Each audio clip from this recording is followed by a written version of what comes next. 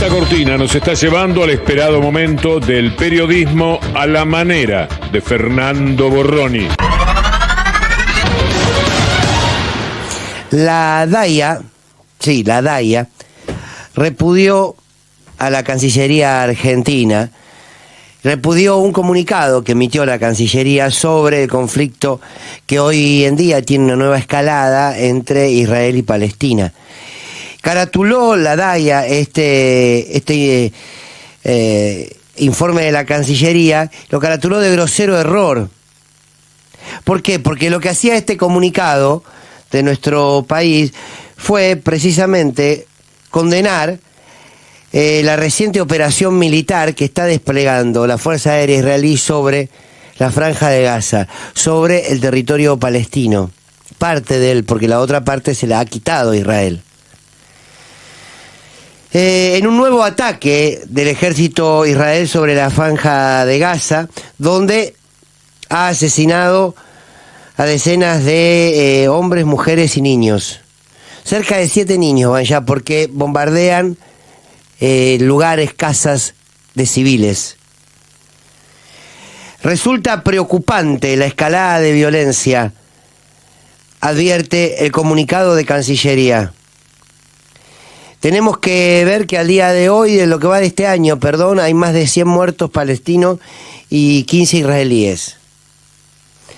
Hoy en día, en este momento, estamos viviendo una nueva masacre del Estado israelí que no se compara en fuerza, que no se compara en potencia, que no se compara en armamento, que no se compara en impunidad.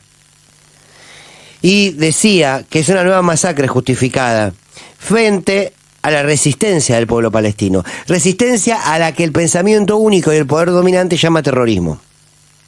Son más de 55 años de una ocupación y de un genocidio al pueblo palestino. Son más de 55 años de colonos metidos en sus tierras. Son más de 55 años de asesinatos de mujeres, hombres y niños. Y son más de 55 años justificándose tras el terrorismo.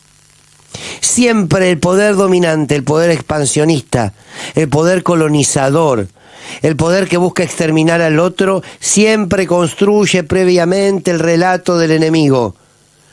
Y ese relato le permite justificar sus crímenes. La historia oficial silencia. La historia oficial justifica. Y la historia oficial lamentablemente legitima. La historia oficial, el pensamiento hegemónico del orden mundial, esconde a los genocidas, esconde a los mercenarios de la guerra dentro de la bolsa de las víctimas. Nadie te va a hablar de lo que pasa en el mundo en términos de los motivos, de los orígenes de la guerra, que son muchos y que son por distintas causas. Nos hablaron de Ucrania víctima de Rusia. Jamás te hablaron de Rusia como víctima de las Naciones Unidas y sus tropas inquisidoras, de los límites geográficos, de cuánto país quieran controlar. Eso no justifica luego la guerra, claro está, pero es parte de la realidad. Todos hablan de la guerra en Siria, pero nadie habla de la injerencia norteamericana que provocó una guerra civil. Al igual que en Irak, al igual que en Afganistán, la lista sería larga. Ver a los medios de la Argentina, ayer y hoy, mostrando cómo se instala y cómo se construye un discurso dominante. Miren, ayer varios medios televisivos mostraban imágenes en las playas de Israel, por Tel Aviv, donde la gente corría desesperada porque sonaban las sirenas que anunciaban una amenaza de un misil. Claro, y vos ves esa imagen de gente descansando en la playa, de gente en la ciudad, correr desesperada. ¿Y cómo no te vas a poner en su lugar? Claro que sí. ¿Y cómo no te vas a angustiar? Claro que sí. Ahora, mientras eso hacían en sus medios televisivos, ¿saben qué hacían en sus redes? ¿Saben qué hacían en sus redes? Y esto les puedo asegurar que es verdad, como siempre lo hacemos desde este micrófono. Mostraban qué favorable era entrar al ejército israelí, sobre todo para las mujeres, y había soldados, mujeres, corriendo en los distintos sectores de la milicia israelí, divirtiéndose, jugando con un perro. y te decían lo lindo que era sumarse a los ejércitos israelíes. Esto sucedía al mismo momento que la pantalla de televisión te mostraba cómo el pueblo israelí salía escapando de la posible amenaza. Mientras tanto, nadie te mostró, no la amenaza, las bombas concretas y reales que caen a esta hora sobre Israel. Ya llevan más de 25 asesinados.